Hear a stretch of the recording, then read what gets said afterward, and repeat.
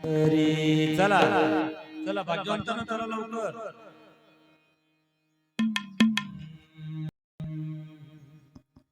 ज्योतिपुंज गगन से चला धरा की ओर, छाया था यहाँ पाप का अंधकार घनघोर. ऋषि मुनि जप तप कर थके पुकार पुकार, दुष्ट दमन को ले रहे वही विष्णु अवतार.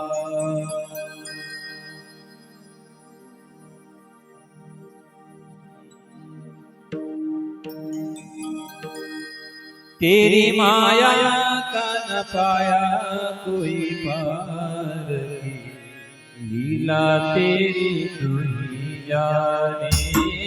तेरी माया का न पाया कोई पार की, लीला तेरी तू ही जाने. तू ही जाने वो चमा तू ही जाने, तू ही जाने वो तू ही जाने. तेरी माया का न पाया कोई पार की, लीला तेरी तू ही जाने. तेरी माया का न पाया कोई पार, लीला तेरी तू ही जाने. माया का न पाया कोई पार, लीला तेरी तू ही जाने. बंदी ग्रह में जजमनियार पल परवान ठहरा तू, पल परवान ठहरा. टूट गए सब ताले तो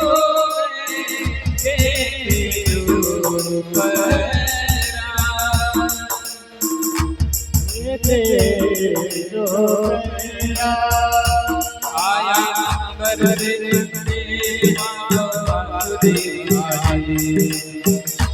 पालक कर नंद के द्वार तेरी माया का न पाया तेरी तू ही जाने.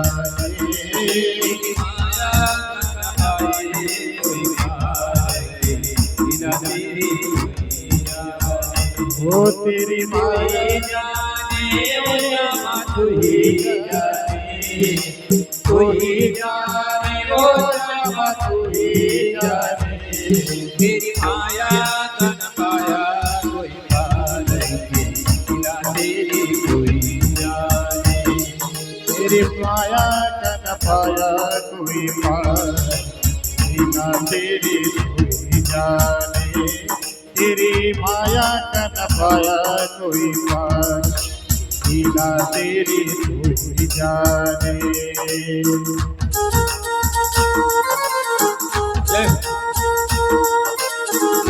चला भाग्यवंतांना चला लवकर.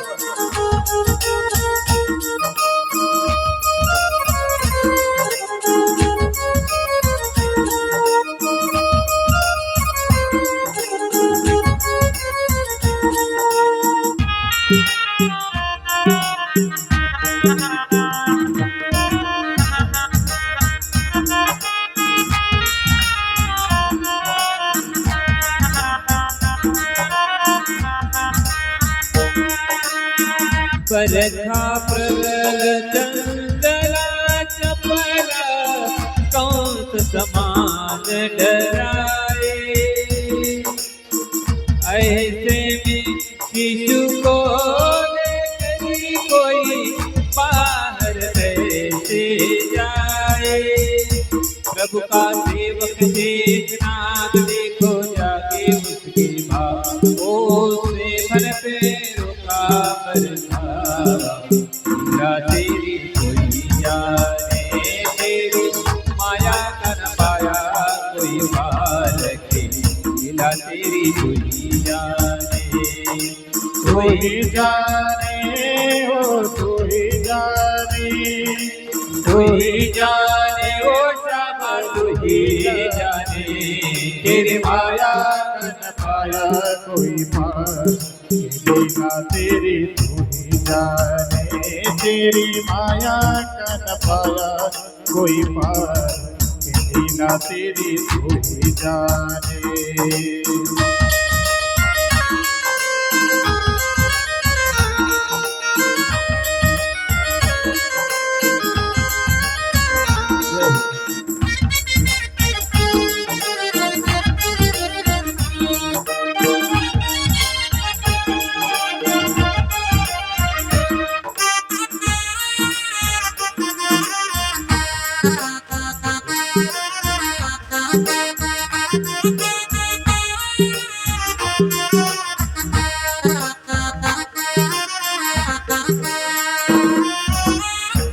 वासुदेव जी हिम्मत हारे देख जटी यमुना को चरण चूमने की अभिलाषा की हिमगिरी ललना को तूने पद को मार दिए पानी में उतार तूने पद को मार दिए पानी में उतार दुखे रास्ता बन गई अपना जी की धार की हमारी माया का न पाया कोई पार की लीला तेरी तू ही जाने ओ श्यामा तू ही जाने ओ श्यामा तू ही जाने तेरी माया का न पाया कोई पार लीला तेरी तू ही जाने तेरी माया का न पाया कोई पार लीला तेरी तू ही जाने हो सब तू ही जाने हो सब तू ही जाने तेरी माया का न पाया कोई पार लीला तेरी तू ही जाने तेरी माया का न पाया कोई पार लीला तेरी तू ही जाने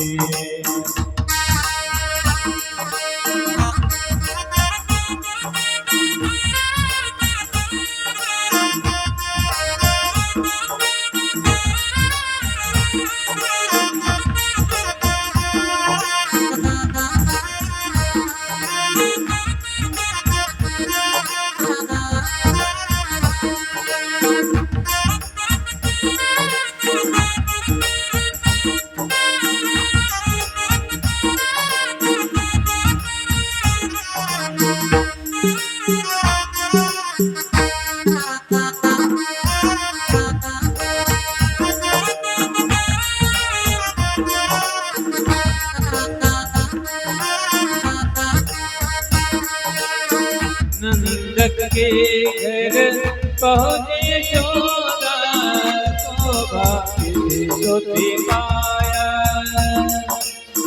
कन्या लेकर शिशु छोड़ा तो आयर मन भरा कोई हंसे जाए रोए तू जो चाहे वही हो कोई हंसे जाए रोए तू जो चाहे वही हो सारी बातों पे तुझे अधिकार है तेरी कोई जाने तेरी माया का न पाया कोई मार के लीला तेरी कोई जाने तू ही जाने सब तू ही जाने तू ही जाने हो सब तू ही जाने तेरी माया का न पाया कोई पार लीला तेरी तू ही जाने तेरी माया का न पाया कोई पार बिना तेरे तू ही जाने।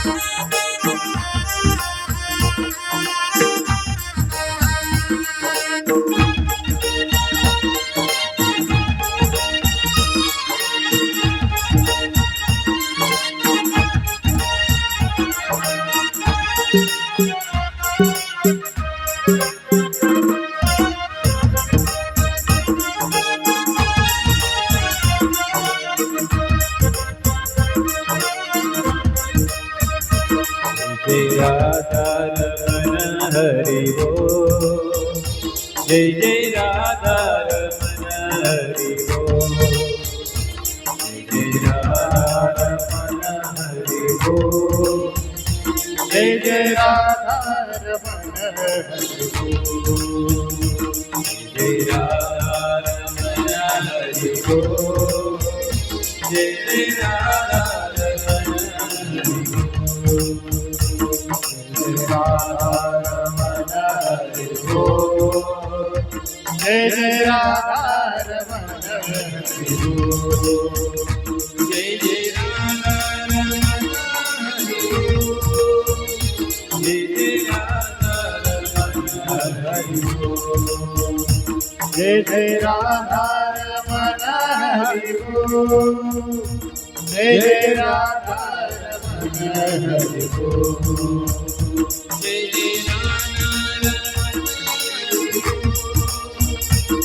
जय राधा रमण हरि बोल, जय जय राधा रमण हरि बोल, जय जय राधा रमण हरि बोल,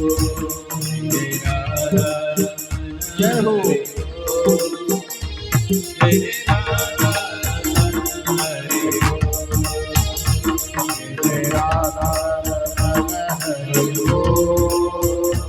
जय जय राधा रमण हरि बोल, जय राधा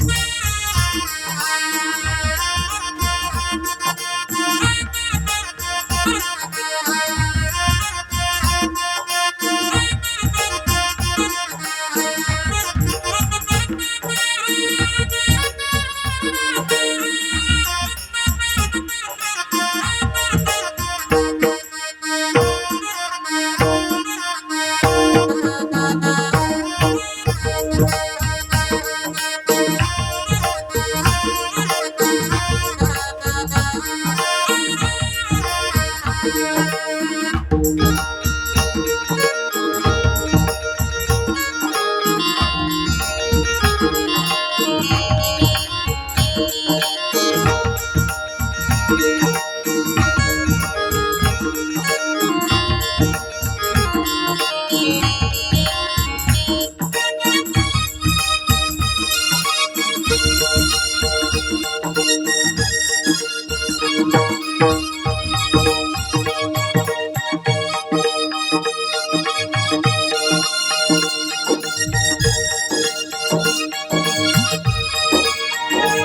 बोल, जय जय राधा रमण हरि बोल।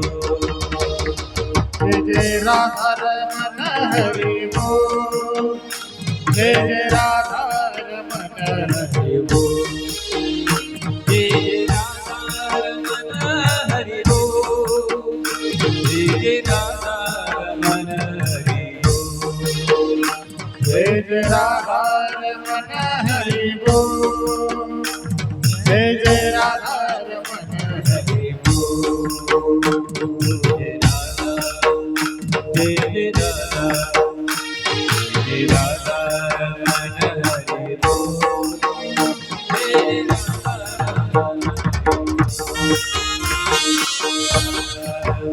हरि बोल, जय जय राधा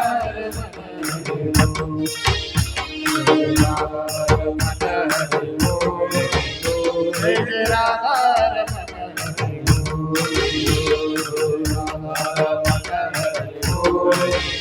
जय जय राधा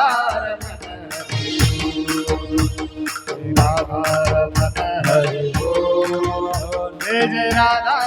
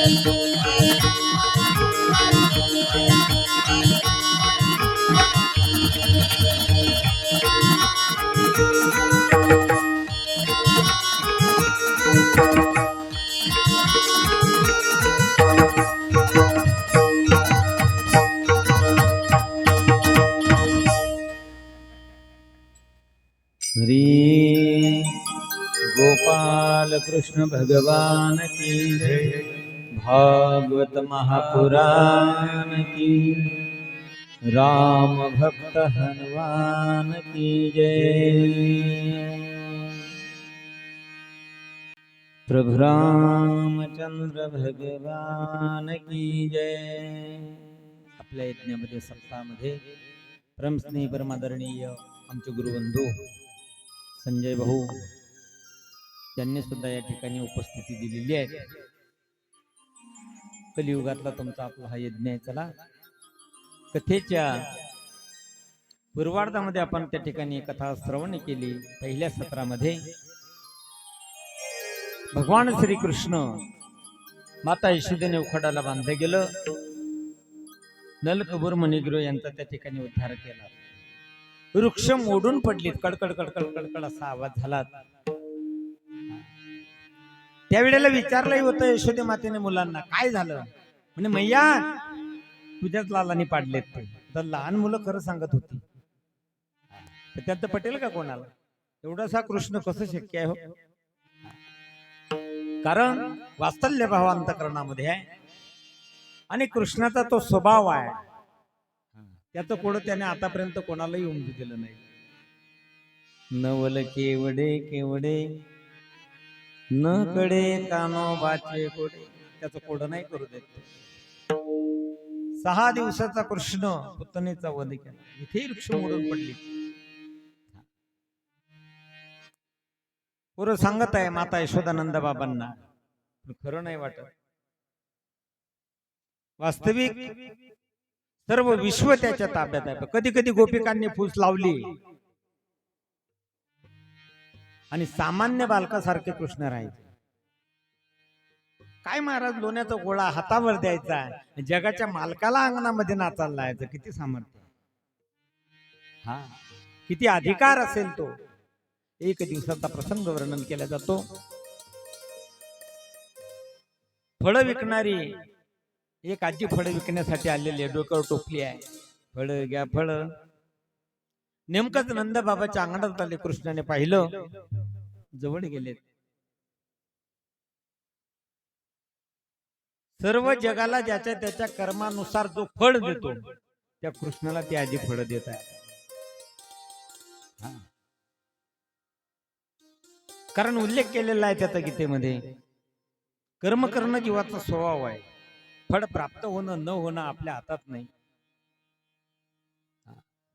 कर्मण्यवाधिकारस्ते मा फलेषु कदाचन. कर्म करण्यासाठी जीव स्वतंत्र आहे, तुम्ही आपण स्वतंत्र आहे, पण फलप्राप्ती ही त्याच्या हातात आहे. सर्व जगाला कर्मानुसार सुख दुःखाची जो फळ देतो, त्या कृष्णाला ती फळं विकणारी बाई फळं देत आहे. त्याच्या मागे भाव आहे. हातात फळं दिली आणि मग त्यांनी आपल्या वंदडीमध्ये धान्य आणले. तसं तर लहान मुलांनी हातात धान्य घेतल्यावर तर ती दाणे बोटातून काहीतरी पडतील ना खाली, काहीतरी 2-4 अटकले आहेत, तेवढे धरले आणि दिली टाकून.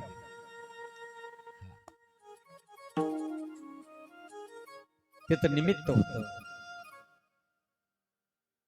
फळ विकण्याचंही निमित्त आहे. गोपींचं ते निमित्त होतं. इन गोपियो कथा ना वला ना तो बहाना आहे. तसं मुद्दामून फळ विकण्यासाठी ते आधी तिकडे आलेले असावी. कृष्णाचं दर्शन होईल, लाला दिसेल मला. भाव आहे अंतःकरणामध्ये. शुद्ध ज्याचा भाव झाला, दुरी नाही देव त्याला. वंदडीत दाणे आणले, दिले टाकून टोपलीत. महाराज डोक्यावरती टोपली घेतली, जसं जसं अंतर ती आजी काटत गेली, वजन वाढत गेलं. काय मतलब आहे? 2-4 फळं अर्पण केले असतील, त्याच्या मोबदल्यामध्ये हिऱ्यांनी टोपली भरून दिली. तुम्ही एका हाताने द्या तर 1000 हाताने देण्यासाठी तयार आहे त्या ठिकाणी.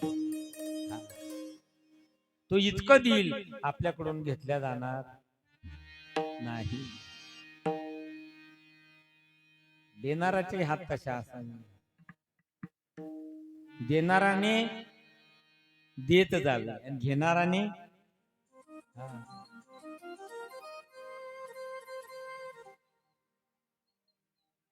ही जे 2 सुंदर कर दिलेत ना तुम्ही आपल्याला, त्याच्यासाठीच आहे. शरीराची रचनाच त्या परमात्म्याने तशी केलेली आहे. हे दान धर्म करण्यासाठी, भजन करण्यासाठीच आहे.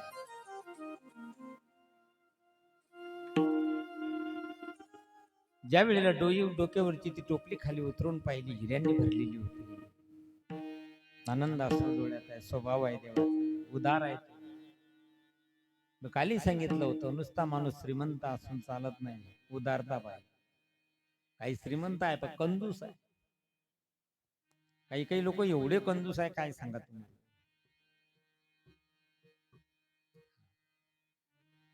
एक मला बोलला होता, म्हणे महाराज येरीस नाही उभं केलं, लय बारकाई करणी पडते संसारात. म्हटलं बर. मग त्याला मी सांगाल तर म्हटलं, चहा बनवली की ते चहा पावडर गायतून तू वाई घालत जाय, दुसऱ्यांदा तेच टाकत जाय, खर्च कमी होईल ना. एवढे लोक कंजूस. अहो फोडणीले तेल वापरत नाही काही लोक. जितकी कंजूस तर काय कामाची आहे. असंच जोडपं होतं. एक कधी न कीर्तनाला जाणारा निघला, मित्रांच्या नांदी लागला, चाल म्हणे घेऊन जाऊ. त्याला वाटलं बरं आहे, पण फत्तेपूरला जायचं ना, मग अर्ध्या रस्त्यातून परत आला. त्याने दरवाजावर थाप मारली पत्नीला, कावड उघडायचं सांगितलं. ते म्हणे कधी न जाणारे आता गेले तर गेले, आज परत आले. मग तिने दरवाजा उघडला. म्हणे आयुष्यात पहिल्यांदाच कीर्तनाला गेले, त्याच्यात बी अर्ध्यातून परत आले. काय कारण आहे म्हणे, जातो मी, त्याच्यासाठी नाही आलो, राहण्यासाठी. मी गडबडीत निघून गेलो, तुला सांगलं नाही म्हणे. मी म्हणे काय म्हणे, देव घरात जो दिवा लावला ना तू, तो विझवला का नाही ते सांगायला आलो. आता हा कीर्तनातून येऊस्तर किती तेल जायला असतं बरं तिच्यात. ते त्याच्याही पुढची होती बा. ते म्हणे मी काय येडी आहे, मी उजव्या हाताने दिवा लावला, डाव्या हाताने लागेल विझवला म्हणे. एवढा कंजूसपणा संसारात करून चालेल का. मग तिनं प्रश्न केला होता त्याने, म्हणजे तुम्ही दिव्याचं सांगायला आले, थोडंफार तेल जळाला असतं जळाला असतं, पण तुम्ही इकडून गेले तिकडून आले, पायातली चप्पल घसाली असेल ना तुमच्या. तो म्हणे मी काय बावलट आहे का, घरून निघलो तेव्हाच बगलमध्ये घेतली म्हणे ती. आता मला सांगा, एवढ्या कंजूसीने संसार केल्यानंतर जमेल का हो? श्रीमंती आहे, उदारताही महत्वाची आहे. आमचा परमात्मा तसाच आहे, श्रीमंत आहे, उदार आहे.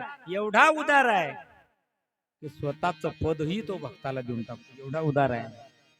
फुले ते देसी पददासा, एवढी उदारता कोणाकडे आहे? 2 फळं अर्पण केले हिऱ्यांनी, त्या ठिकाणी टोपली भरलेली. बऱ्याचदा आपला विषय झाला की तो घेतल्याशिवाय काही देत नाही. पण तुमचा आपला त्याला काही नकोही ना. निसर्ग ज्याने निर्माण केला, वृक्षाचे पान हाले ज्याची सत्ता, तिथे तुम्ही आपण काय देणार आहे सांगा ना मला. हे निर्माण कोणी केलं? देवाने केलं. त्याच त्याला अर्पण करणार आहे आपण? नाही, ते माध्यम आहे, त्याच्यातून शुद्ध भाव अर्पण करायचा आहे, काहीच नाही. आता अंगणामध्ये वृक्ष मोडून पडलीत, म्हणून नंद बाबांनी जे वृद्ध गोप आहे त्यांना बोलवलेलं. नंद बाबांनी सांगितलं, पहा, लालाची प्राप्ती झाल्या दिवसापासून दर आठवड्याला काहीतरी संकट येतं, आमची इच्छा आता गोकुळ सोडायचं आहे. आता का गोकुळ सोडायचं, पण जायचं कुठे? आपल्याला कुठेही राहता येईल, पण 9 लाख गायी आहे ना आपल्याकडे. विचार झाला त्यांचा, वृंदावनामध्ये आता जायचं आहे. कारण तिथे वनस्पती आहेत, गवत आहेत, पर्वत आहेत, आमच्या गायीचं आम्हाला पालन करता येईल. विचार झाला महाराज. सर्व सामुग्री छकड्यावरती भरली, ज्याला गाडा म्हणतो आपण. आता पूर्वीचे छकडे होते, सर्वांनी गोकुळवासी जेवढी होते सर्वांनी ते आपला जो सामान होता गाड्यामध्ये भरलेला आहे, आणि आता वृंदावनाच्या दिशेनं निघाले. वृंदावन मध्ये आले. नंद बाबांनी नंदगाव बसवला, आणि मग आता बलराम दादा कृष्णावरती जबाबदारी टाकल्या गेली. मैयाने सांगितलं, आता मात्र उद्यापासून तुम्हाला गाय घेऊन जायचं आहे. एवढा आनंद झाला कृष्णाला. सर्व गोपाळांना संध्याकाळी सांगितलं. पोरांना किती आनंद आहे, वा वा, उद्यापासून आता लालांच्या समवेत खेळ खेळण्यासाठी मिळणार आहे, गायींची सेवा करणार आहे. महाराज रात्र निघून गेली, सकाळ झाली. स्नान घातलं माता यशोदेने. छोटीशी घोंगडी खांद्यावर आहे, हातामध्ये काठी आहे, मोरपंख लावलेला. का लावलं मोरपंख आमच्या कृष्णाने? 9 लाख गायी ज्यांच्याकडे होता, वास्तविक राजमुकुट घालू शकत होते कृष्ण, नाही घातला. मोरपंख याच्यासाठी लावलं, मोर हा कामत्यागी आहे, आणि माझा कामत्यागी भक्त मला एवढा आवडतो, मी त्याला डोक्यावर घेऊन फिरतो, म्हणून मोरपंख धारण केलाय. सुंदर रूप आहे. 5-5.5 वर्षाचं वय, आणि त्यातल्या त्यात गोपाळ ही त्यात वयाची. आणि मग आता सर्व गोपाळांच्या समवेत भगवान श्रीकृष्ण गाई वासरांना घेऊन निघाले महाराज. छोटी छोटी गैया छोटी छोटी गाय, छोटी छोटी गैया छोटी छोटी गाय, छोटो तो मेरो छोटो तो मेरो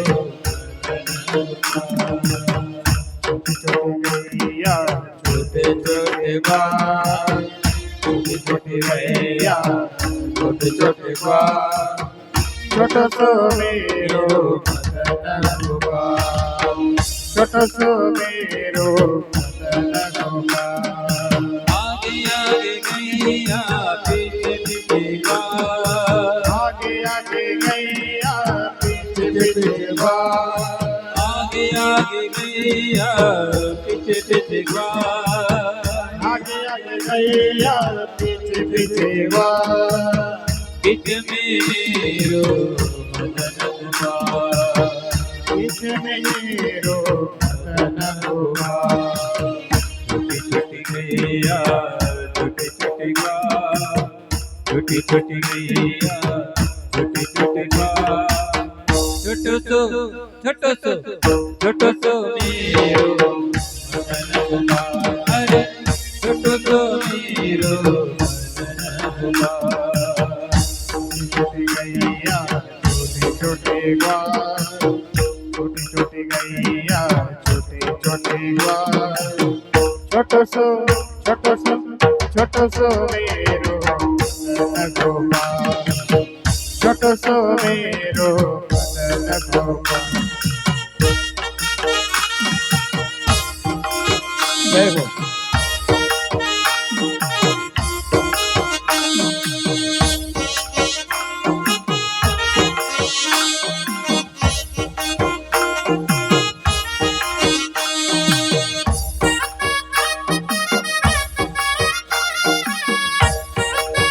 हरि बोल।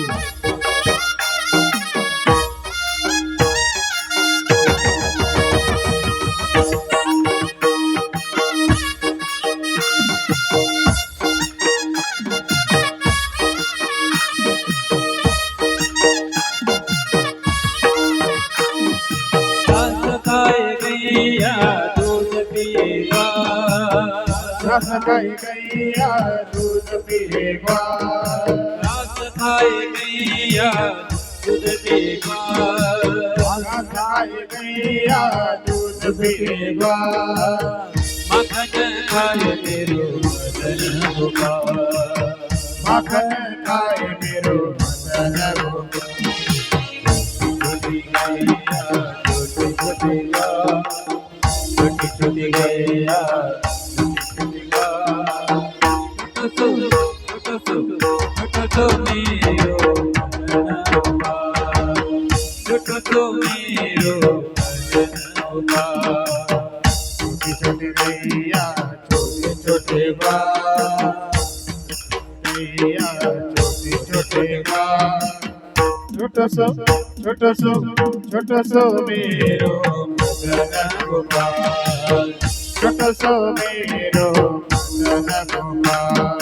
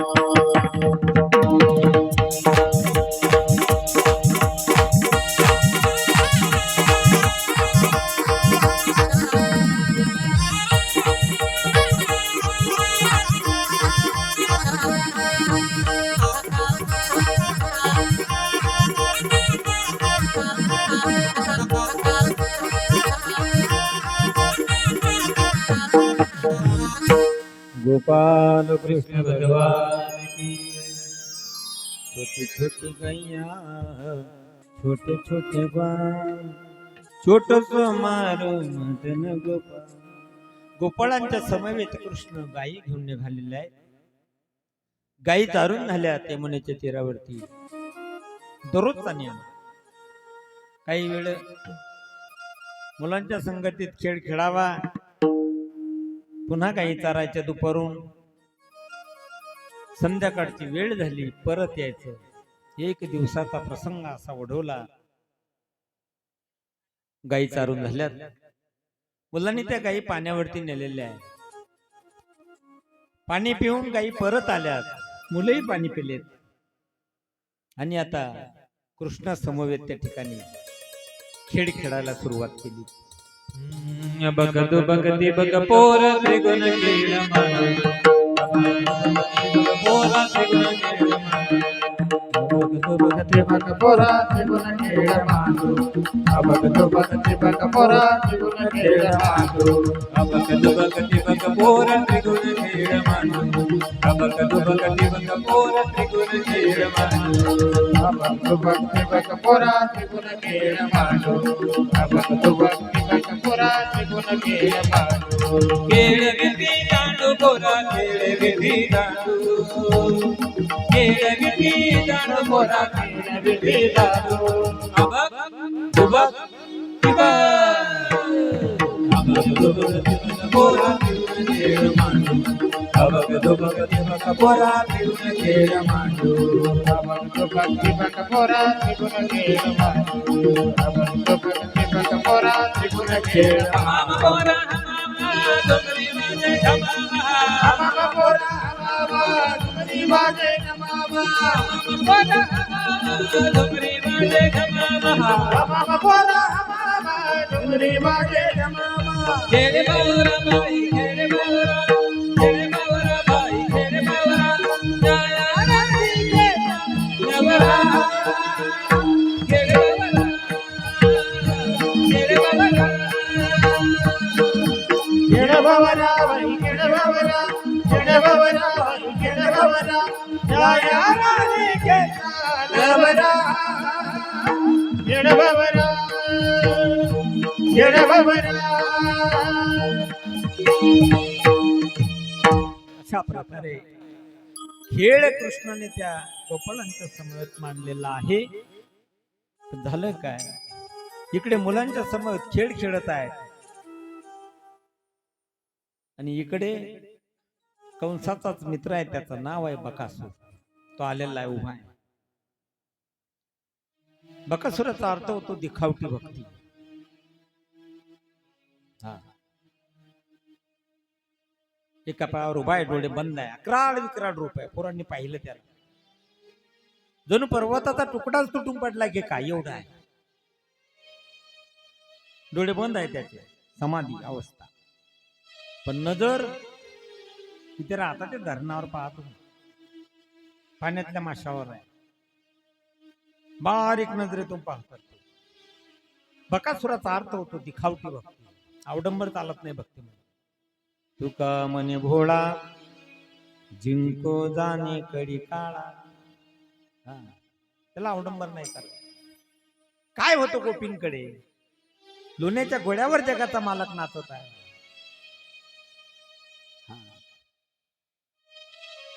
गोपी सामान्य नव्हत्या. चिंतनाच्या अंतिम पायरी म्हणजे गोपी आहे.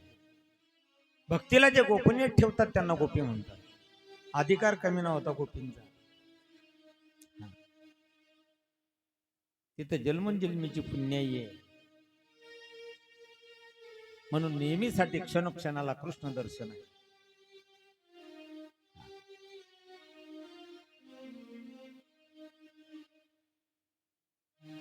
बकासुराचा अर्थ आहे दिखावटी भक्ती, काही कामाची नाही. देवाला काही भलतंच तसं नको. आणि मग दिखावटी भक्ती लागत असती तर एका तांब्याभर पाण्यात एका बिल्व दळावर भोले बाबा पावन झाले नसते.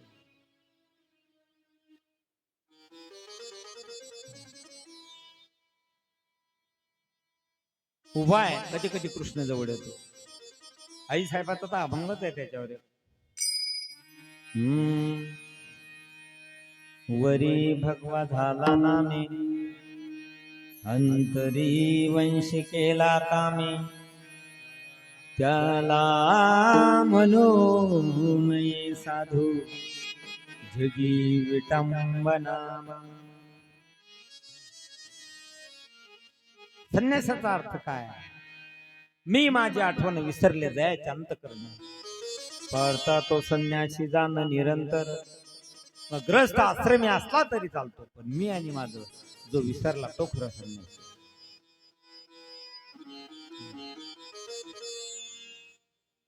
वरवरच्या बाह्य विषयाला किंमत नाही. काय अवतार असेल शबरी मातेचा, रानात राहणारी होती, केस कुणीकडे ते पातळ कुणीकडे, बरोबर. तरी आवडीने बोरं खाल्ली व देवा.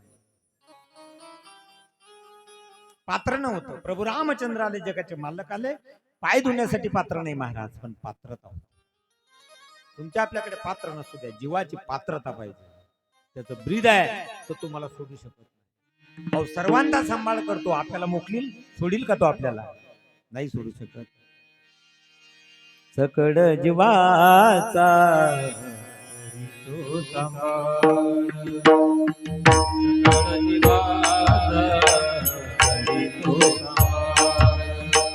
सकड जीवाचा तो सांभाळ, सकड जीवाचा करी तो सांभाळ,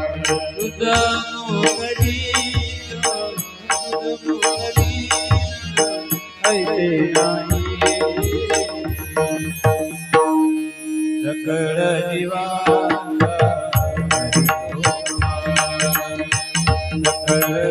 करी तो सांभाळ. सकळ जीवाचा तुझ मोकलील, तुझ मोकलील ऐसे नाही. सकळ जीवाचा करी तो सांभाळ, सकळ जीवाचा करी तो सांभाळ.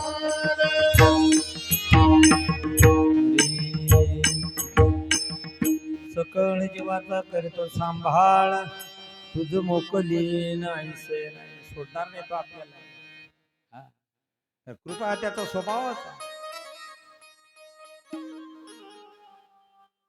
त्याला प्राप्त करायचा असेल तर त्याच्यासाठी काही अवडंबराची गरजही नाही. बकासुराचा अर्थ आहे दिखावटी भक्ती. मी नेहमी दृष्टांत सांगतो.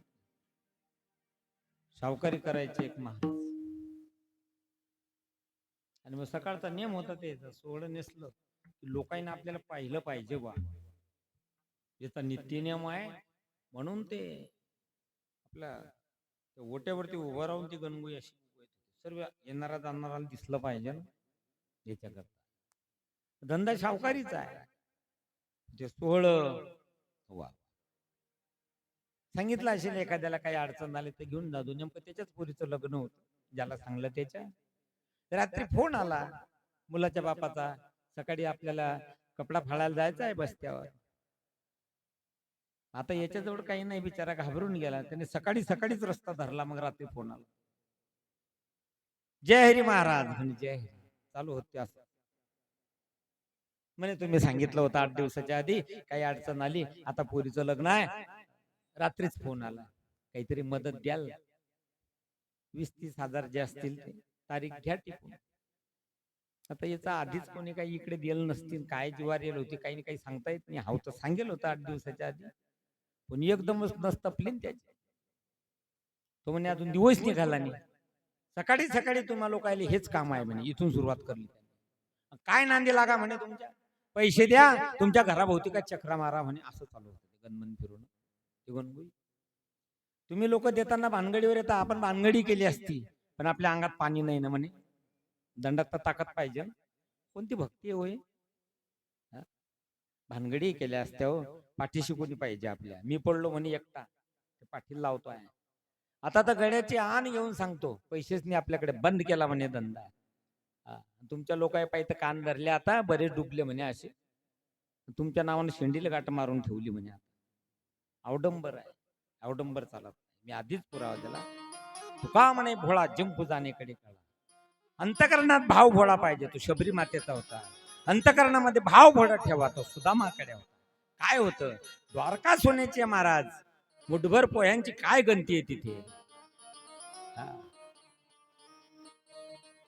बकासुराचा अर्थ आहे दिखावटी भक्ती. बस कृष्णाने पाहिलं, कधी कधी कृष्ण आपल्या जवळ येतो, आपण याला संपवतो, हा विचार बकासुराचा होता. सर्व जग ज्याच्या सत्तेत आहे, तो अनादी आहे, आधी आहे, मधी आहे, त्याचा अंतही नाही. त्याच्या शक्तीला कोण ओळखू शकणार. कृष्ण जवळ गेले, बकासुराचा वध केला. बकासूर परत आला नाही म्हणून आगासुराला पाठवला. आगमाने पाप. आगासुराचा अर्थ आहे पाप. तुम्ही आपण सहज कर्म करतोय. आता कर्म करत असताना नकळत पाप तुमच्या आपल्या हातून होतात. नकळत पाप होतात. जीवाला ते माहिती नाही, सहज. पण कृपा असेल ते देवाची, तर आपल्या भक्ताला तो कृष्ण पापात जाऊ देत नाही. म्हणून आगासुराचा वध. त्याच्यावर काही उपाय आहे आपल्या शास्त्रामध्ये. गायला नैवेद्य करायचा, पक्ष्यांना दाणे टाकायचे अंगणात, मुंग्यांना साखर टाका, अतिथीची सेवा करा. नकळत झालेल्या पापातून मुक्ती होती जीवाची. आता पडला आजगरासारखा पडलाय तो आगासूर, जीभ बाहेर आहे. पोरांनी पाहिलं, लहान लहान मुलं आहे, 5, 5.5, 6 वर्षाची. त्यांना काय कळणार हा कोण आहे म्हणून. त्याने तर सरळ प्रवेश केला हो त्याच्या मुखात. पण ज्या वेळेला कृष्णाने पाहिलं, जगाच्या मालकाचे डोळे डबडबले. अरे निरापराध आहे माझे भक्त, काय केलं. आगासुराच्या मुखामध्ये कृष्णाने प्रवेश केला. जोपर्यंत कृष्ण येत नाही तोपर्यंत तोंड बंद करायचं नाही, हा नियम होता आगासुराचा. आतमध्ये कृष्णाने प्रवेश केला, आगासुराचं पोट फाडलं, भक्तांना बाहेर काढलं. त्याचा अर्थ असा आहे, कर्म करत असताना भक्त पापात जरी गेला तरी भगवंत आपल्या भक्ताला पापात राहू देत नाही. म्हणून आगासुराचा वध आहे. गोपाल कृष्ण भगवान की जय. मुलांच्या समवेत त्या ठिकाणी कृष्ण लीला करत आहे. आगासुराचा वध झाला. गोलाकार पुराण बसवलं, मध्यस्थी कृष्ण आहे.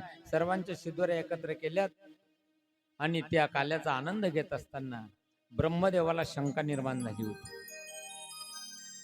त्याचं कारण असं आहे, मधुमंगल जो होता, परिस्थिती त्याची गरीब होती. त्याने पाहिलं, सर्वांच्या शिदोऱ्या जर एकत्र केल्या जात आहे, आपली ही कडी आहे 3 दिवसाची, ते खट्टी आंबट कुठे द्यायची. म्हणून त्याने कृष्णाला ती न देता स्वतः तो प्यायला लागला होता. कारण सर्वांच्या शिदोऱ्या गोळ आहे. पण पेत असताना कृष्णाचं लक्ष गेलं, धावत आले. वर्णन आलेलं आहे की मधुमंगलच्या ओठावरून पडणारा कडीचा थेंब कृष्णाने आपल्या जिभेवर घेतला आणि दृश्य ब्रह्मदेवाने पाहिलं होतं. वा वा. महाराज, विष्णूचा अवतार कृष्ण म्हणावं तर गोपाळांची उष्टी कडी खात नाही, म्हणावं तर देवकीच्या उदरात असताना ब्रह्मदेव म्हटले, गर्भस्तुती करण्यासाठी आम्ही गेलो होतो. मग खरं की खोटं त्याची परीक्षा घ्यायची. त्याच्याकरता इकडे मुलांच्या समवेत काल्याचा आनंद कृष्ण घेत आहे, तिकडे गाई वस्त्र पडवली होती. काला घेऊन संपला. मुलांनी सांगितलं, कृष्ण तुझाच नंबर आहे आता गाई वळायचा. कृष्ण तिकडे जाऊन पाहतात, गाई नाही, वस्त्र नाही. इकडे आलेत तर मुलंही नाही, तेही पडवले. 1 वर्ष ब्रह्मदेवाच्या जवळ गाई वस्त्र होते असं वर्णन आहे. माता ऐश्वर्य शक्तीने आपले निर्माण केले ना कृष्णाने. ज्याचे त्याचे पोरं घरी येत आहे, गायी घरी येत आहे, कोण तक्रार करणार आहे हो? 1 वर्ष चालला कार्यक्रम. पण ब्रह्मदेवाने पाहिलं 1 वर्ष पूर्ण झालं, कृष्ण काय करत आहे ते पाहण्यासाठी खाली आले. या बाबाने ब्रह्मदेवाचं रूप घेतलं आणि त्यांच्या आसनावर जाऊन बसले. वा वा. आणि मग ते बाहेर उभे होते ना द्वारपाल, त्यांना सांगितलं, म्हटलं ए माझ्या रूपाचा कोणी येईल इकडे येऊ देऊ नको बरं. कृष्णाने ब्रह्मदेवाचं रूप घेतलं गेलं. इकडे ब्रह्मदेव खाली आले, पाहतात तर गाई वास्त्र जेवढेही आपण नेले होते तेवढी तसेच आहे. मग मात्र लक्षात आलं आणि मग ब्रह्मदेव परत गेले. द्वारपालांनी आळवलं, म्हणे निघाले कुठे? ब्रह्मदेव म्हटले घर आमचंच आहे. म्हणजे तुमच्यासारखे बहुरूपी भरपूर येतात, चला निघा इथून. मग अधिकार कळाला. कृष्ण म्हटले आमचे चिरंजीव आहे ना तुम्ही, आमचे पुत्र, नाभी कमळातून जन्म आहे ना तुमचा, आमची परीक्षा घेता का? 5 परिक्रमा केल्या, नतमस्तक झाले. स्वतःच आसन ते गमावं लागलं लगेच. काही वेळ आहे त्याच्यात, कारण ती त्याची सत्ता आहे. तुका म्हणे आले समर्थाच्या मना, जरी होय राणा रंक त्याचा. ही तर त्याची सत्ता आहे. तो भिकारी आहे त्यालाही राजा म्हणतो, राजालाही भिकारी बनवतो. एका राजाने फकीराला प्रश्न केला होता, देव काय करतो? फकीराने सांगितलं आज नाही उद्या सांगेन याचं उत्तर. पुन्हा आला, म्हणे मी काल विचारलं होतं देव काय करतो, म्हणे सांगतो ना आता, त्याच्यासाठी चालू, पण माझी काही आट आहे. म्हणे काय आट आहे? तुम्ही ज्या आसनावरती बसलेले राजा आसनावर तुम्ही खाली उतरा, मला तिथं बसावं लागेल, मग मी उत्तर देईल. राजा म्हणे काही हरकत नाही, आपल्याला उत्तरच घ्यायचं ना. उतरला, समोर उभा आहे. वा वा. तो फकीर वर जाऊन बसला व राजाच्या जागी. पुन्हा राजाने विचारलं काय करतो देव सांग.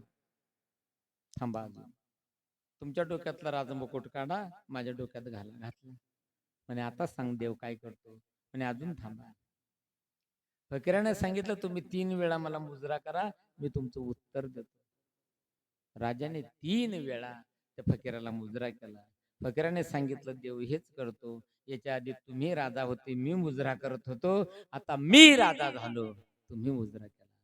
हे तर त्याची सत्ता आहे महाराज. तुका म्हणे आले समर्थाच्या मना, जरी होय राणा रंक त्याचा. तुमचं आपलं काय जीवाचं येतं, ही त्याची सत्ता. ब्रह्मदेवाचा अहंकार घालवला. 5 परिक्रमा ब्रह्मदेवाने केल्या. आपले जे गोपाळ होते, गाई वासर होते, ते कृष्णाने ताब्यात घेतले. दररोजचा नित्यनेम चालू आहे. मुलांच्या समवेत आनंद घेत आहे कृष्ण त्या ठिकाणी. आणि मग एक दिवसाचा प्रसंग वर्णन केला जातो. नंद बाबाकडे एक तक्रार आलेली आहे.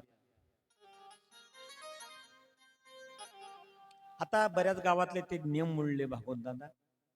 गावा परत एक मेन माणूस राहायचा पूर्वी. काही संकट आलं, काही झालं म्हणजे तो न्याव तिथे होत होता. पण कोणाचं ऐकायलाच तयार नाही.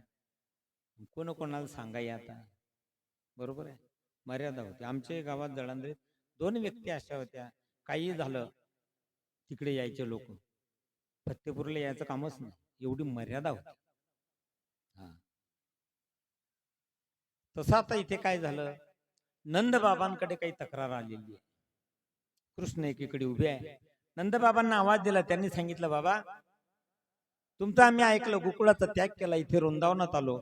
आल्यावर सुद्धा बकासूर आला, धेनुका त्या ठिकाणी आगासूर आला, त्याचाही वध झाला. जी संकटांची परंपरा आहे ती खंडित झालेली नाही, चालूच आहे.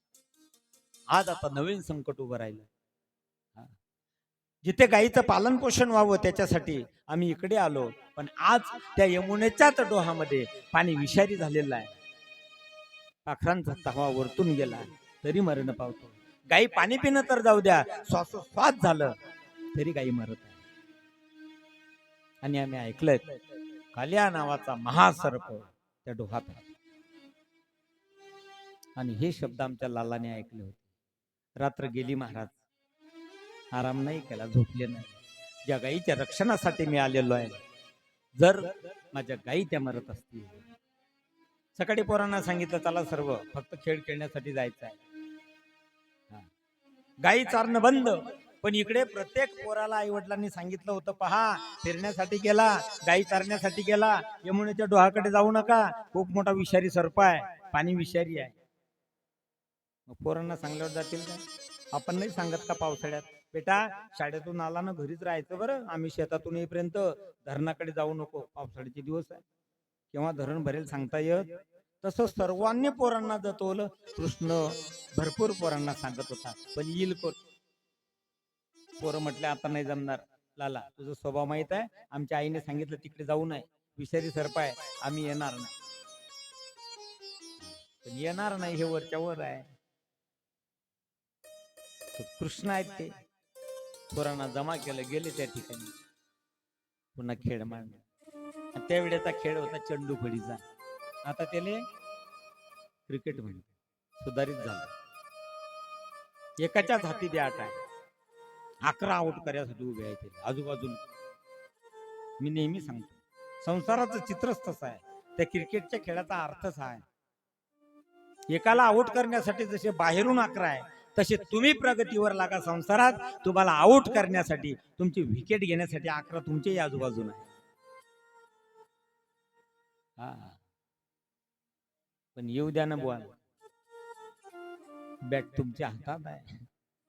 असे 2 पावलं पुढे जाऊन ठोका ना, चौकात काय पण सिक्सरच गेला पाहिजे. गोपाल कृष्ण भगवान की. आधी मग चंडू फळीचा खेळ. लाला आता नंबर तुझा आहे, बॅट तुझ्या हातात आहे, फळी तुझ्या हातात आहे, जोरात मारू नको, चेंडू तिकडे जाता कामा. कृष्ण म्हटले त्याच्यासाठी चाललो ना, जरा शांत राहतो. महाराज पोरांनी चेंडू फेकावा आणि कृष्णाच्या हातात फळी असा उडवला ना चेंडू, ज्या डोहात तो कालिया होता तिकडे. मग पोरं थांबतील? अगोदर तुला सांगितलं होतं, आता तुलाच काढावं लागेल म्हणे. तुम्ही चिंताच करू नका, काढणार मीच आहे. काय वर्णन आलेलं आहे की कळंबाच्या झाडावर कृष्ण चढले आणि त्या डोहामध्ये प्रवेश केला. प्रवेश करता बरोबर मधुमंगल धावपळ करत गेला, मैया यशोदा, मैया यशोदा. आणि मग यशोदाला सांगितलं त्या मधुमंगलने,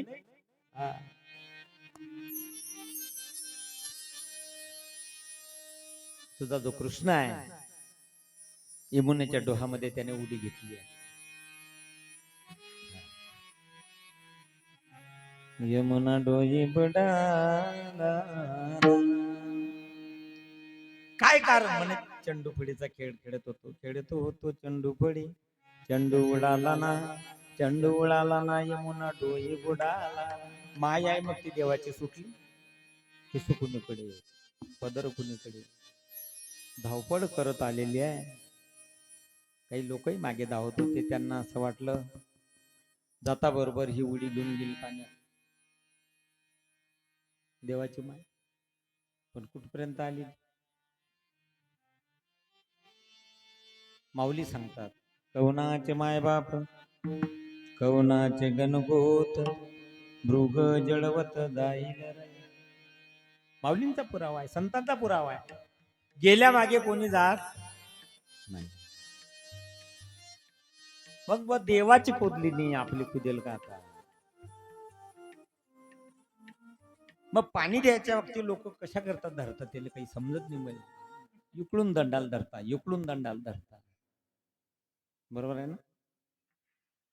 पण मी नाही विचारलं होतं, म्हटलं तुमच्या गावात काय पद्धत आहे, म्हटलं हे त्याला धरता कोण, मोकळा सोडा चालता आलं पाहिजे. तसं नाही महाराज, त्याचा बाप गेला, ताज दुःख आहे. कदाचित त्याने जर विचार केला की आपलं छत्र हरवलं आणि त्याने त्या धगधगत्या अग्नीत उडी घेतली, गावावर संकट येईल, काय भावात पडेल म्हणे. म्हटलं असं मग म्हटलं सोडून तर पाहते ना.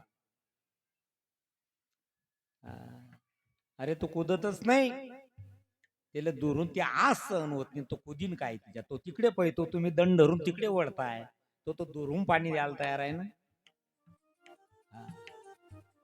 गेल्या मागे कोणी जात नाही, ज्याचं दुःख त्याला. आली यशोदा, अरे लाला, अरे कृष्ण, अरे लाला. त्या ठिकाणी याने तर आतमध्ये प्रवेश केला कृष्णाने आणि कालियाच्या फणावरती तांडव नृत्य सुरू केलं महाराज. यशोदा माता किनारा होता.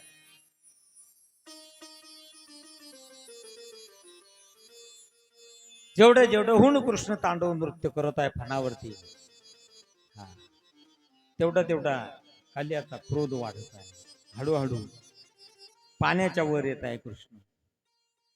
आणि मग त्याच्या ज्या पत्नी होत्या त्यांनी सांगितलं होतं, म्हणे अहो कुठल्याच प्रकारचा अट्टहास न करता कृष्ण चालून आलेला आहे, दर्शन घ्या जरा. खाली आलं सांगितलं. हा न लगती सायास जावे वनांतरा, सुखे येतो घरा नारायण. कुठं जायचं काम नाही पडलं. कालिया म्हटलं ठीक आहे, तुम्ही म्हणता दर्शन घेईल मी, पण सध्या नाही, काही विचारायचं आहे. कृष्णाला विचारलं सर्पाची योनी कोणी दिली? म्हणे आम्हीच दिली. म्हणे अंकार कोणी दिला? म्हणे मीच दिला. मग म्हणे मारता कशा करता? म्हणे मारत नाही, रमणक वनामध्ये काढून घेतो. कृष्णाला रमणक वनामध्ये कंस आपल्या कालियाला रमणक वनामध्ये कृष्णाने काढून दिलं. त्यावेळेला त्याने विनंती केली होती, म्हटले पहा, जर मी या डोहाच्या बाहेर पडलो तर गरुड मात्र मला जिवंत सोडू शकत नाही. कारण त्याच्याच धाकाने तो लपलेला होता. त्याला कारण होतं, मशांचा जो राजा होता त्याचं भक्षण गरुडाने केलं होतं. सौभरी ऋषींनी त्या गरुडाला शाप दिला होता की पुन्हा जर कालियाच्या डोहाकडे तू आला तर इथे मात्र जडून भस्म होशील.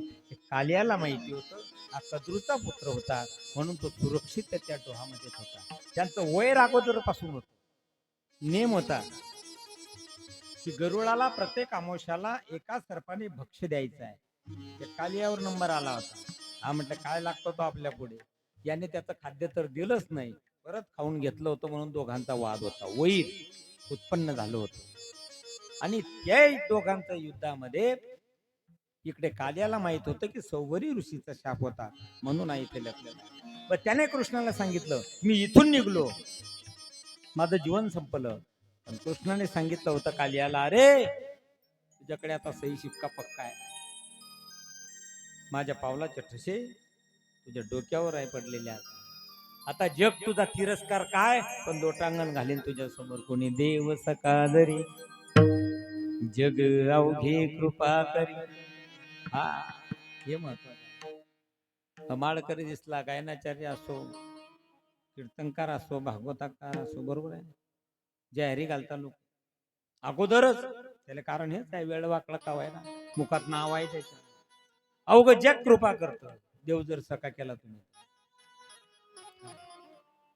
रमणक वनात काढून दिलं. कालियाचा अर्थ आहे पाखंडी. पण मी नेहमी सांगतो कधी, कालिया काय खूप मोठा सर्प नाही. यमुना ही भक्ती आहे, आणि यमुना रूपी भक्तीमध्ये पाखंडी रूपी कालियाला भगवंत कृष्ण राहूच देत नाही. भक्तीत पाखंडी पण चालत नाही. समाजाच्या समोर जे आपण बोलत असो, ते जर एकांतात माणूस वागत नसेल तर हे पाखंडी पण आहे. ते पाखंडी पण भक्तीत चालत नाही. आणि म्हणून कालियाला तिथून काढून दिलं. कालियाचा अर्थ आहे पाखंडी पण. गोपाल कृष्ण भगवान की जय. श्री कृष्ण गोविंद हरे मुरारी. हे नाथ नारायण वासुदेव. श्री कृष्ण गोविंद हरे मुरारी. हे नाथ नारायण वासुदेव. हे नाथ नारायण वासुदेव. हे नाथ नारायण वासुदेव. हे नाथ नारायण वासुदेव. हे नाथ नारायण वासुदेव. हे नाथ नारायण वासुदेव. हे नाथ नारायण वासुदेव. हे नाथ नारायण वासुदेव. हे नाथ नारायण वासुदेव. श्री कृष्ण गोविंद हरे मुरारी. हे नाथ नारायण वासुदेव श्री कृष्ण गोविंद हरे मुरारी हे नाथ नारायण वासुदेव कृष्ण गोविंद हरे मुरारी हे नाथ नारायण वासुदेव कृष्ण गोविंद हरे मुरारी हे नाथ नारायण वासुदेव हरे कृष्ण राधे जय हो राधे कृष्ण राधे कृष्ण राधे कृष्ण राधे राधे कृष्ण कृष्ण राधे कृष्ण राधे कृष्ण राधे राधे कृष्ण राधे कृष्ण राधे कृष्ण राधे राधे कृष्ण कृष्ण राधे कृष्ण राधे कृष्ण राधे राधे कृष्ण राधे कृष्ण राधे कृष्ण राधे राधे कृष्ण कृष्ण राधे कृष्ण राधे कृष्ण राधे राधे कृष्ण राधे कृष्ण राधे कृष्ण राधे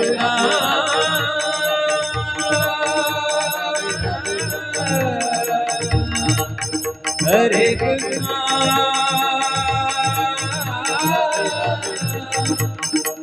हरे गोपाल कृष्ण भगवान की जय. अशा प्रकारे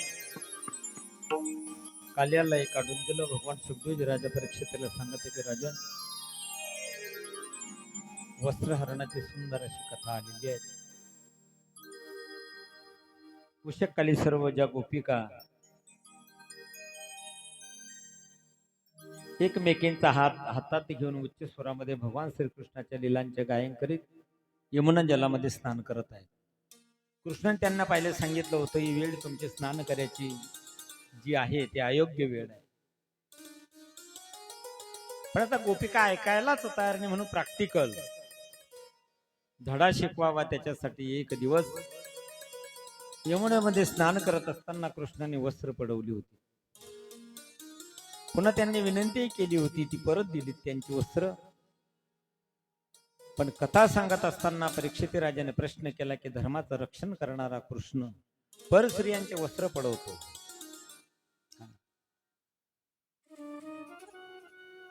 त्याचा अर्थ असा आहे सज्जनो, गोपी जीव आहेत, कृष्ण ईश्वर आहे. जीवरूपी गोपीकडून कृष्णरूपी ईश्वराने अविद्येचं वस्त्र हरण केलं.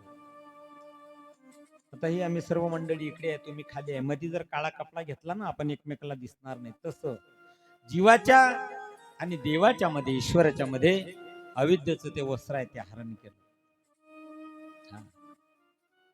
कधी काळी प्रश्न निर्माण होतो, परत घेतलं, परत दिलं ना हरण केल्यानंतर, परत का दिलं कृष्णाने? त्याचा अर्थ असा आहे, भाजलेलं जे बीज आहे त्याला अंकुर कधीच येत नाही.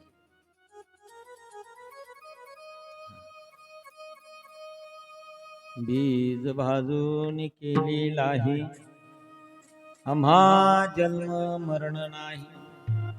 भाजलेल्या बीजाला अंकुर नाही. तसं वस्त्र हरण केलं, वासनेचं जे बीज आहे ते नष्ट झालं, परत दिलं.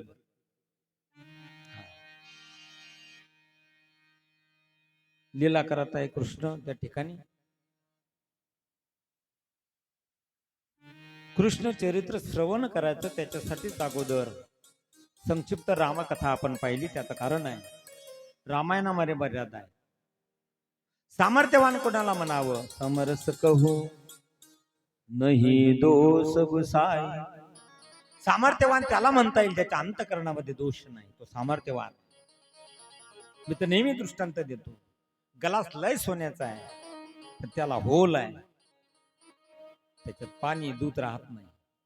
तसा तुमच्याकडे ज्ञान खूप आहे पण संशयाचा जर होल असेल, काही उपयोग नाही. सामर्थ्यवान त्यालाच म्हणता येईल ज्याच्या अंतःकरणामध्ये दोष नाही. सुंदर अशा लीला कृष्णाने केल्या. एक दिवसाचा प्रसंग, माता यशोदा 56 भोग करत आहे.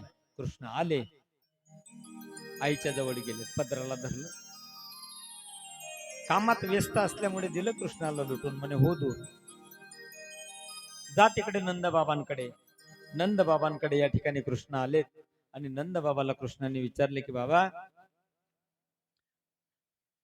आज जी आमची मैया 56 भोग करत आहे, काय कारण आहे? त्यावेळेला नंदबाबांनी सांगितलं होतं, कृष्णा पूर्वजांची परंपरा आहे,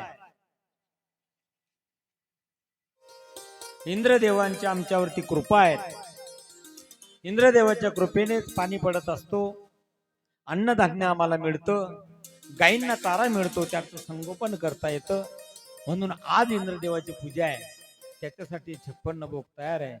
7 वर्षाचे झाले आमच्या लाला. आता त्यांनी सांगितलं नंदबाबांना, इंद्र कोण पाणी पाडणार आहे? तुम्ही आपण जे कर्म करतो त्या कर्मानुसार तुम्हाला आपल्याला फळ प्राप्त होत आहे. अहो खरं जर गायीचं संगोपन म्हटलं, खरं जर गायीला चारा मिळत असेल तो गोवर्धन पर्वतावर मिळतो.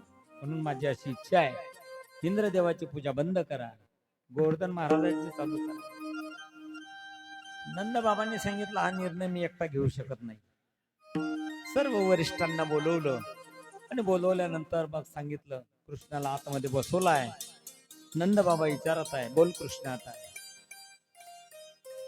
त्या सर्व वृद्धांनी विचारलं. त्यावेळेला कृष्णाने सांगितलं, माझी इच्छा आहे, इंद्राची पूजा बंद करा, गोवर्धन महाराजांचे चालू करा. म्हणे ठीक आहे, तू म्हणतो तेही करू आम्ही, पण आम्ही साधे बोळे आहेत, आमची ही पूजा गोवर्धन महाराजांनी स्वीकारली पाहिजे. म्हणे स्वीकारतील ते, आमचा नैवेद्य त्यांनी घेतला पाहिजे. म्हणे तेही घेतील. आणि कदाचित इंद्रदेवाची पूजा बंद पडल्यामुळे आमच्यावर जर संकट आलं तर त्याचं निवारण तुमचे गोवर्धन महाराज करतील का? म्हणे करतील. सर्व बोला सोडून घेतल्या. 56 भोग गाड्यांमध्ये भरले. गोप गोपिकांनी नवीन शृंगार केला आणि मग नामचिंतन करत गोवर्धन महाराजांच्या दिशेने त्या ठिकाणी निघालेले आहेत. हरि सुंदर नंद मुकुंद हरि नारायण हरि ओम. नंद मुकुंद हरि नारायण हरि ओम. हरि सुंदर नंद मुकुंद हरि नारायण हरि ओम. हरि सुंदर नंद मुकुंद हरि नारायण हरि ओम. हरि नारायण हरि ओम. हरि नारायण हरि ओम. हरि नारायण हरि ओम. हरि नारायण हरि ओम. हरि नारायण हरि ओम. हरि नारायण हरि ओम. हरि नारायण हरि ओम. हरि नारायण हरि ओम. हरि सुंदर नंद मुकुंद हरि नारायण हरि ओम. हरि सुंदर नंद मुकुंद हरि नारायण हरि ओम. हरि सुंदर नंद मुकुंद नारायण हरि ओम.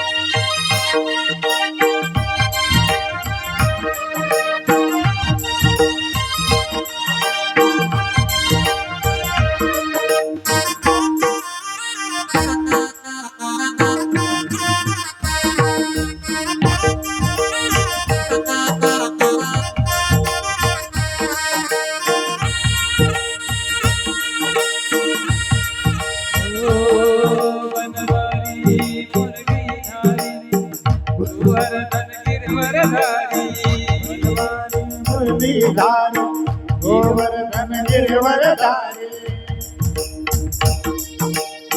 वनवारी मुरलीधारी गोवर्धन गिरवरधारी नित नित करे माखन चोरी गोपी मनहारी.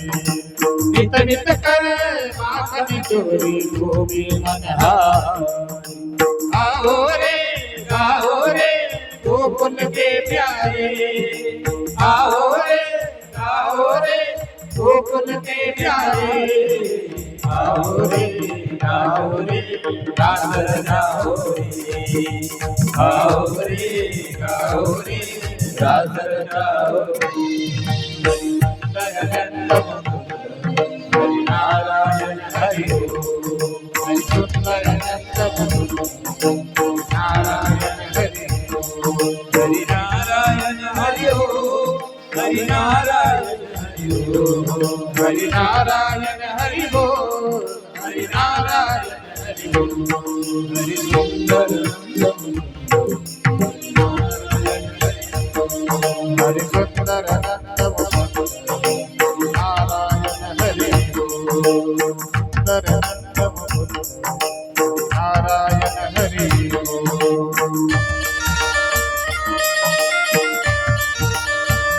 हो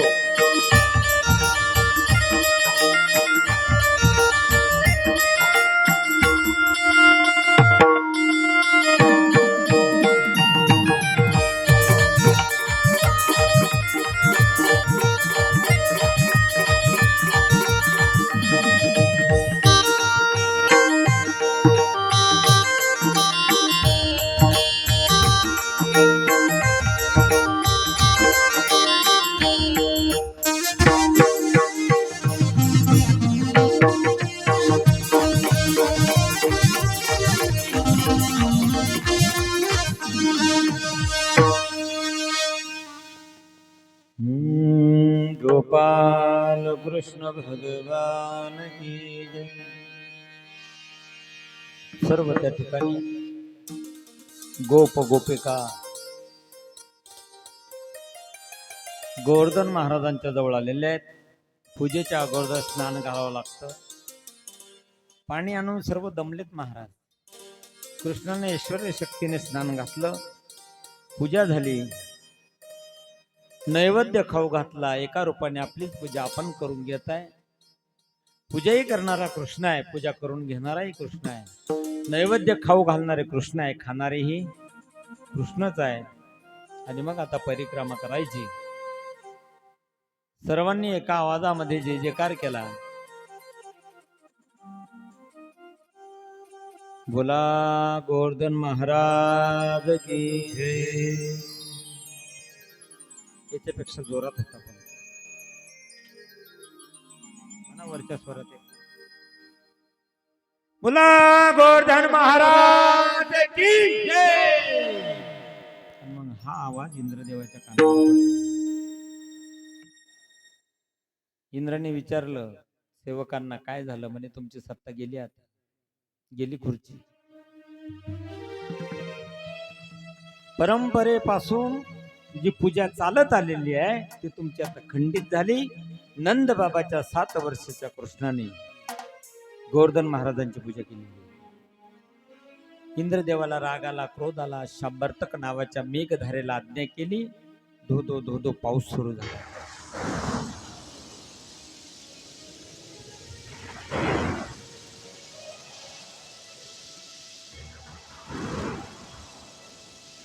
इंद्राची आज्ञा होता बरोबर जोरात पावसाला सुरुवात झाली. ज्याला आपल्या भाषेत आपण मुसळधार म्हणतो. वर्णन आलेल्या हत्तीच्या सोंडेसारख्या धारा सर्व विचारामध्ये पडले. मग नंद बाबाच्या कडे सर्व धावले. नंद बाबाला म्हटलं, बाबा सांगितलं होतं तुम्हाला 7 वर्षाच्या कृष्णाचं ऐकून काय संकट आता कोण निवारणार? कृष्णा, तू सांगितलं त्याप्रमाणे पूजाही केली. काय चुकलं आमचं? आम्ही सांगितलं होतं की संकट आल्यानंतर तुला निवारण करावं लागेल. कृष्ण म्हटलं, घाबरू नका तुम्ही. सर्वांना कृष्णांनी जवळ बोलवलं. म्हटलं, या इकडे. म्हणजे मग आता करणार काय जवळ बोलवून? म्हणजे दुसरं काही पर्वत उचलणार ना आता. त्याच्यात ते काही म्हणायला लागले. म्हणे अगोदर याचा ऐकून हे दुःख नाही.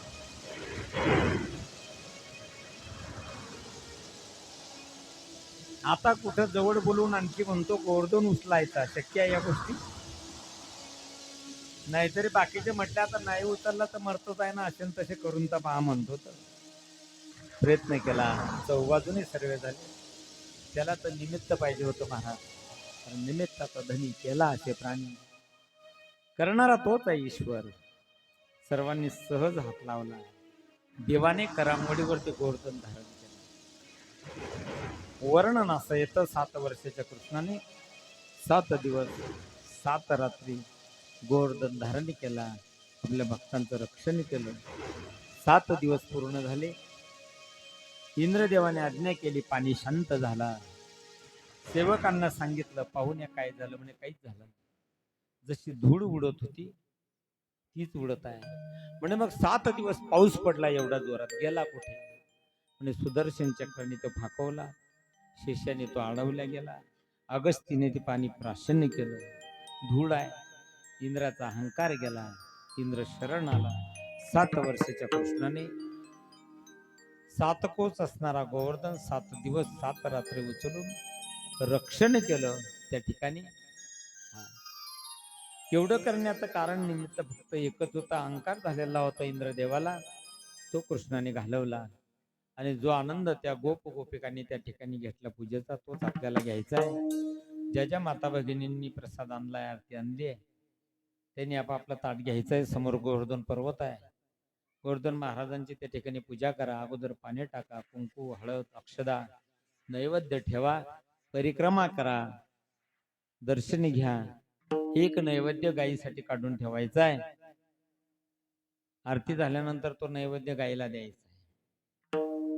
त्याच्यानंतर सर्व प्रसाद एकत्र करा. त्याच्यानंतर मग आरती होईल. आणि उद्या असंच दुसऱ्या सत्रामध्ये रुक्मिणी स्वयंवराचा आनंद आपल्याला घ्यायचा आहे दरवर्षाप्रमाणे. पूजा करताना फक्त शांततेत करा, सर्व दिवे सांभाळा. गोवर्धन महाराज महाराज मेरे माथे मोदक श्री गोवर्धन महाराज महाराज मेरे माथे मुकुट विराज रयो. श्री गोवर्धन महाराज मेरे माथे मुकुट विराज.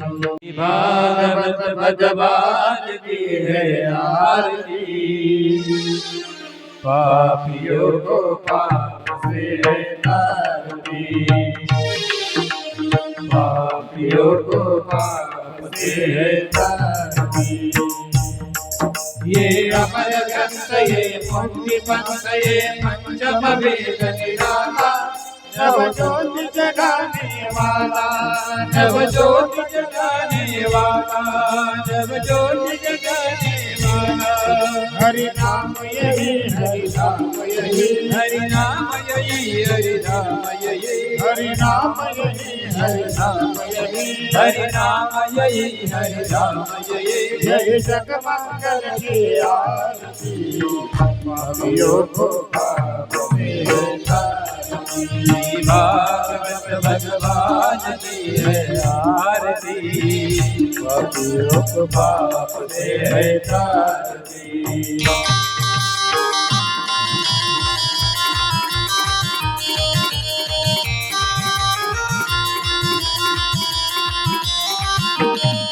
ये शांत गीत पावो पुनीत पापों को मिटाने वाला, हरि दर्श कराने वाला, हरि दर्श कराने वाला, हरि दर्श कराने वाला. ये सुख करनी है दुख हरनी, ये सुख करनी है दुख हरनी, ये सुख करनी है दुख हरनी. ये सुख करनी है दुख हरनी. श्री मधुसूदन की आरती, पापियों को पाप से है तारती. भागवत भगवान की है आरती, पापियों को पाप से है तारती.